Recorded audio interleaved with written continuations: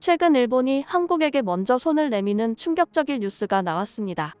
바로 일본에서 열리는 G7 회의에 일본이 직접 G8로 만들어 한국을 초청해야 한다고 밝힌 것인데요. 한국이 G8로 들어오는 것을 너무나도 싫어했던 일본이 갑자기 이런 움직임을 보인 이유가 무엇일까요?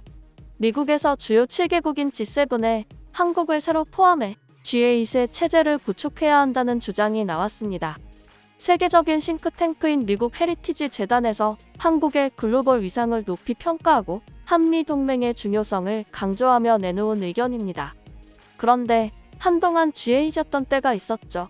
지난 2014년 러시아가 퇴출된 뒤 G7 체제가 지금까지 이어지고 있는데, 러시아가 우크라이나와 전쟁을 벌이는 와중에 한국을 초청해 다시 G8을 만들자는 제안이 나와 더 큰 관심을 모으고 있습니다. 앤서니 팀 헤리티지 재단 경제자유지수연구원은 최근 경고한 한미 동맹 70주년 다음 단계로 나아가야 할 때라는 보고서를 통해 한미 동맹을 강화하는 방안 중 하나로 한국을 새 회원국으로 초청해 G7을 G8으로 확대하는 명분을 만들어야 한다고 제안했습니다.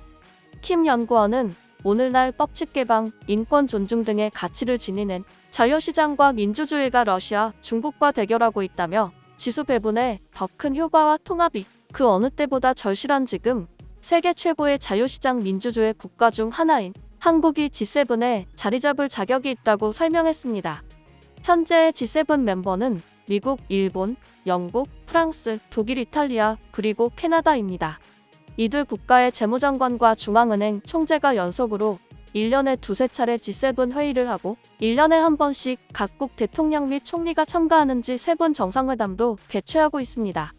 G7은 두 차례의 석유 위기 이후에 1975년 6개 선진국 정상이 모인 데서 출발했고, 이듬해 캐나다가 합류하며 G7이 됐는데요. 1997년 러시아가 정회원으로 가입해 G8의 체제가 되기도 했지만, 크림반도 강제합병으로 러시아가 2014년 퇴출되며 G7으로 복귀했습니다. 미국에서 한국은 G8으로 포함시켜야 한다고 나온 이유는, 한국을 포함하는 G8을 주장한 킴 연구원은 한때 미국의 개발 원조를 받았던 한국은 세계에서 가장 경쟁력 있는 국가 중 하나가 됐다며, 특히 안보를 지원받던 나라에서 다른 나라들에게 안보를 제공하는 미국에 유능하고 신뢰할 수 있는 파트너로 변모했다고 말했습니다. 한미 동맹을 강조한 킴 연구원은 4월로 예정된 한국 대통령의 미국 국빈 방문에 대해서도 의례적인 게 아닌 실질적인 성과를 낼 수 있도록 해야 한다고 강조했습니다. 또 지금은 태평양 안정과 평화의 3대 동력인 한국, 미국, 일본이 3국 관계를 한 단계 끌어올려 중국의 위협으로부터 자유를 보존하고 발전시켜야 할 때라고 말했습니다. 이어 미국의 인플레이션 감축법에 대해서도 한국 정부의 우려를 진지하게 수용하고 실질적인 해결 방안을 마련해야 한다고 제언했습니다. 킴 연구원은 공화당원은 상하원에서 단 한 명도 법안 통과에 찬성표를 던지지 않았다는 점을 부각하며, 의회 보수주의자들이 IRA의 폐지를 위해 필요한 입법 조치도 취해야 한다고 강조했습니다. 한국이 G7에 포함시켜 G8으로 확대해야 한다는 주장은 이전부터 계속 나오고 있었는데요. 그때마다 일본과 중국은 거세게 반발해왔습니다. 그러나 중국과 일본을 제외하면 대체로 크게 찬성하는 반응을 보이고 있는 상황입니다. 한국을 G7에 포함시켜 G8으로 확대해야 한다는 제안한 싱크탱크는 사회, 정치, 경제, 군사기술, 문화 등 우리 사회의 다양한 주제들에 대해 연구하거나 이에 대한 견해를 표명하는 기관인데요. 해당 제언을 한 싱크탱크는 미국의 헤리티지 재단으로 1973년 설립되어 정부와 기업체로부터 지원금을 받아 운영되고 있습니다. 정부와 기업체로부터 지원금을 받아 운영된다는 것은 그만큼 영향력이 있다는 얘기가 되겠는데요. 실제로 헤리티지 재단의 의견은 미국 정부의 정책 결정에 큰 영향력을 행사하고 있는 상태입니다. 이러한 미국의 싱크탱크에서 한국을 G7에 포함시켜 G8으로 확대해야 한다는 의견을 강력히 주장한 것입니다. 우리나라는 초대국으로서 G7에 자주 참석하며 꾸준히 달라진 대한민국의 위상과 자존감을 과시했습니다. 이렇게 계속해서 대한민국을 G7에 초대할 바에는 차라리 G7의 개편에서 한국을 추가하는 것이 좋겠다는 싱크탱크의 의견인 것인데요. 더군다나 최근 국제 정세를 살펴보면 중국과 러시아의 위협에 맞서 한국의 참여가 절실하다고 밝혔습니다. 싱크탱크는 다가오는 5월 일본 히로시마에서 열리는 G7 정상회의에 한국을 정식 멤버로 초대의 G8로 추진해야 한다고 지적했는데요. 더 나아가 한국이 북대서양조약기구 나토에도 실질적인 참여를 촉진해야 한다는 입장까지 밝히며 한국이 더 이상 과거의 한국이 아니라는 것을 다시 한번 확인시켜 주었습니다. 사실 미국은 트럼프 정권 때부터 계속해서 한국을 G7에 참여시키고자 하는 움직임을 보였습니다. 한국은 세계 6위의 군사력을 가지고 있는 나라입니다. 최근엔 유럽으로 엄청난 양의 무기를 수출하며 방위 산업에 있어서도 두각을 보이고 있는데요. 한국이 동아시아뿐만이 아니라 전 세계적으로 영향력을 행사할 수 있는 위치에 올랐다는 이유도 있지만 사실상 한국만큼 든든한 동맹도 없다는 게 팩트이기 때문입니다.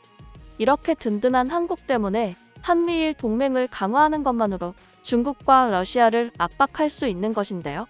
당연히 호주보다 한국이 우선적으로 언급될 수밖에 없는 것입니다. 일본인들도 이 부분에 대해서는 인정을 하는 분위기였는데요. 하지만 중국인들의 반응은 달랐습니다. 지성이란 게 존재하지 않는 것 같은 반대의 향연뿐이었는데요. 반면 다른 해외 네티즌들의 반응은 긍정적인 부분이 많았는데요. 그렇다면 해외 네티즌들은 한국이 G7 3번에 들어가지 되어야 한다는 소식에 어떤 반응을 보이고 있는지 해외 반응을 소개합니다.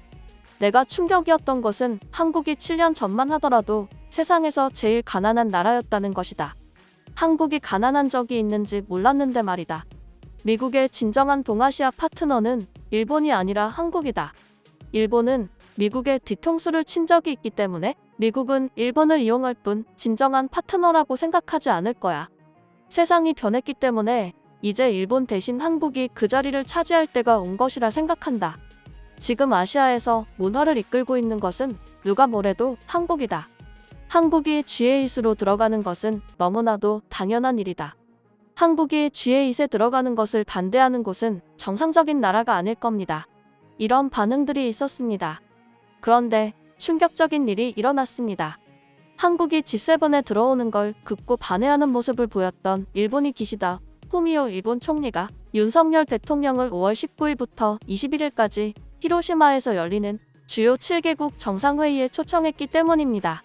일본 NHK방송과 교도통신에 따르면 20일 기시다 총리는 나렌드라 모디 인도 총리와 정상회담을 위해 방문한 인도 뉴델리에서 기자들에게 이같이 밝혔는데요.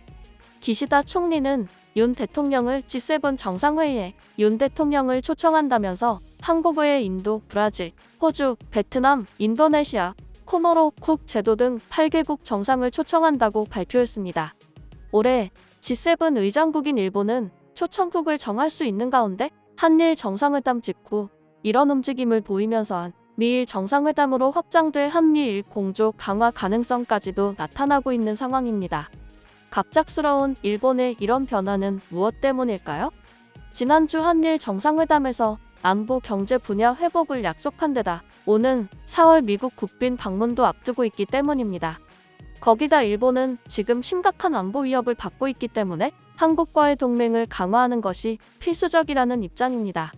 기시다 후미오 일본 총리가 21일 우크라이나 수도 키이우를 전격 방문해 볼로디미르 젤렌스키 대통령과 정상회담을 열었는데요.